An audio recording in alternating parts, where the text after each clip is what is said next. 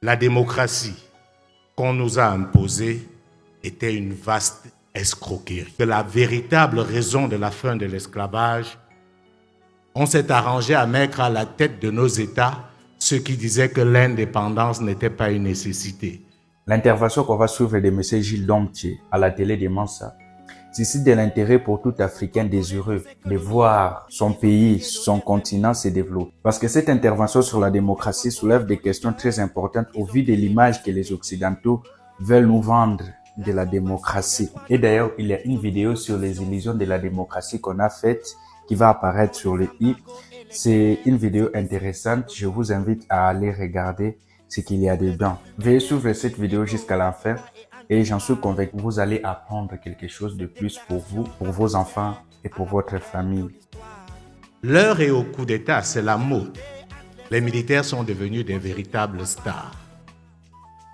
Quelque chose qui, il y a encore quelques années, pouvait sembler anormal est devenu normal. Au Mali, au Niger, au Burkina Faso et ici en Guinée, les populations sont descendues dans les rues pour célébrer des coups d'État. Et je dois vous dire que moi, tous ces coups d'État m'ont fait plaisir. J'étais content. Pas parce que je suis favorable à la prise du pouvoir par les militaires, mais parce que c'était une occasion unique de nous poser enfin les vraies questions. Au lieu de jouer les vierges effarouchées, comme je vois certains le faire, en disant ce n'est pas normal, le rôle de l'armée n'est pas au pouvoir. En lien avec l'Union africaine et la CEDEAO, l'arrestation du président de la transition, de son Premier ministre et de leurs collaborateurs.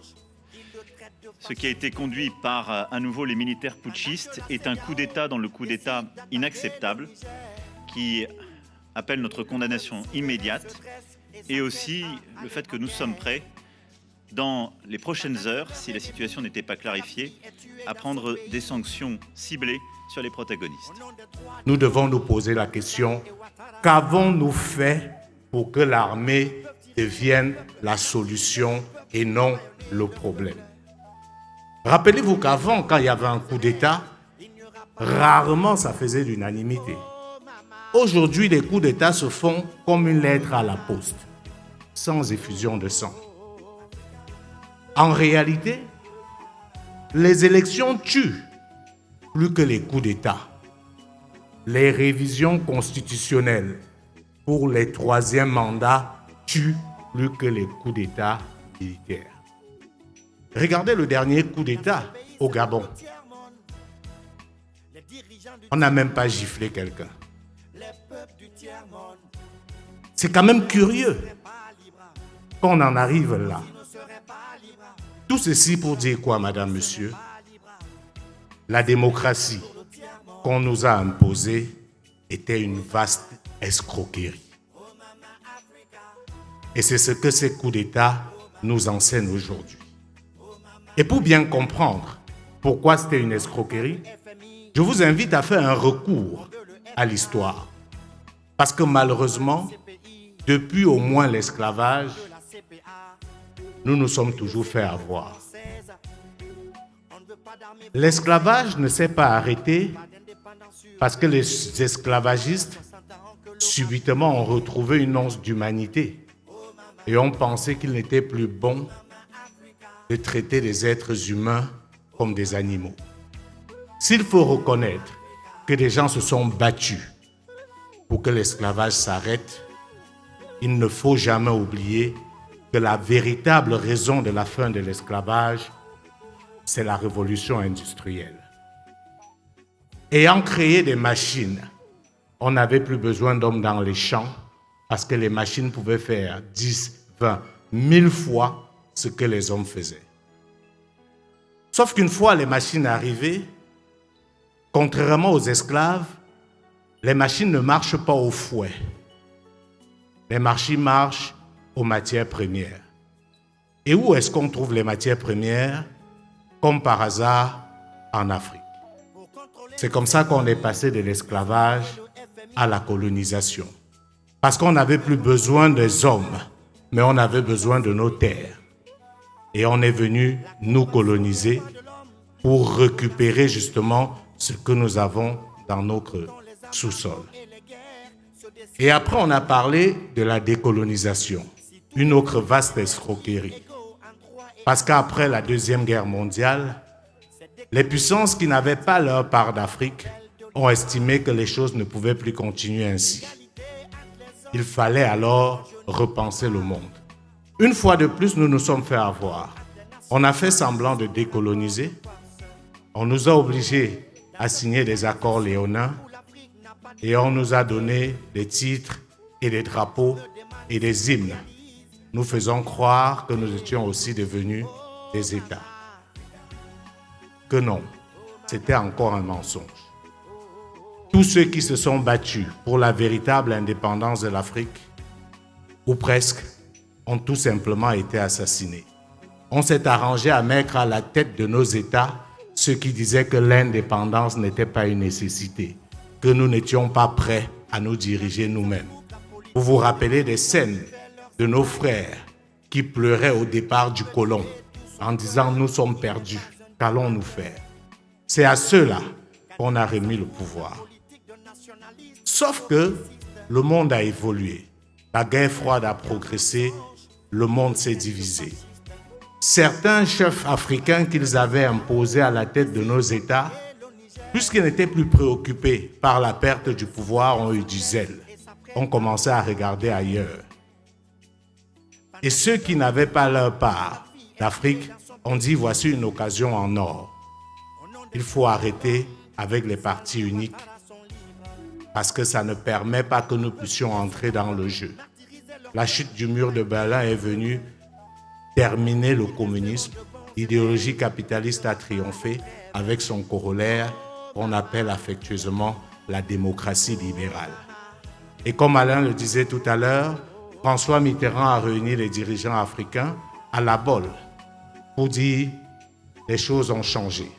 Parce que des chefs d'État comme les Mobutu Sese Seko au Zaïre, Ahidjo au Cameroun, ou Houphouët-Boigny en Côte d'Ivoire n'étaient plus aussi malléables qu'on l'aurait souhaité. Ils étaient devenus tellement forts et puissants qu'ils pouvaient avoir l'outrecuidance qu'avait eu Mobutu de penser qu'il pouvait lancer une fusée à partir du Zaïre. Cela a inquiété. Et on s'est dit, comment on casse tout ça? Comment on fragilise tout ça?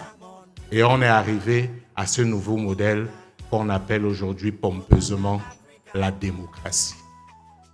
Ce qui s'est passé, c'est que cette démocratie coïncidait avec les aspirations de ces dirigeants qui étaient prêts à tout pour ne pas perdre le pouvoir. Raison pour laquelle ils ont adopté ce modèle qui leur permettait de plaire davantage à la communauté internationale qu'à leurs propres concitoyens. Conséquence logique, 30 ans après, nous sommes dans un véritable jeu de dupes.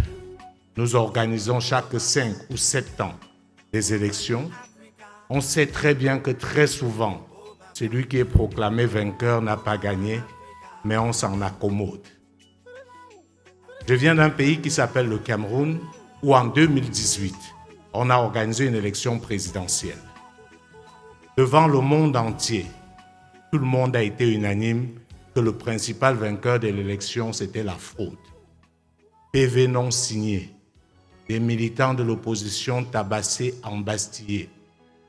Les autorités ont même poussé le bouchon jusqu'à faire venir des faux observateurs internationaux, qui étaient des clochards qu'on a ramassés ça et là pour venir crédibiliser une élection.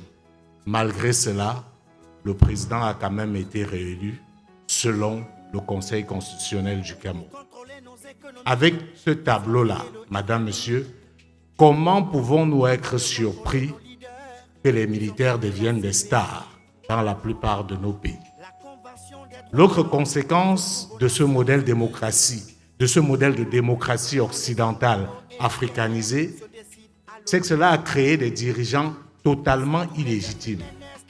On peut dire sans risque de nous tromper que la plupart de ceux qui dirigent les États en Afrique francophone ne sont pas le fruit de l'expression de la volonté du peuple. C'est un modèle totalement inadapté. Parce que le système politique est censé faire progresser la société. De vous à moi, 33 ans après, montrez-moi un seul pays en Afrique francophone dont on peut lier le progrès au système politique. On a tous le sentiment que nos pays ont régressé. Et on peut le dire également pour ce pays dans lequel on est, à savoir la Guinée. Ce matin à l'université, quelqu'un nous rappelait ce que c'était l'école en Guinée à l'époque de Sékou Touré.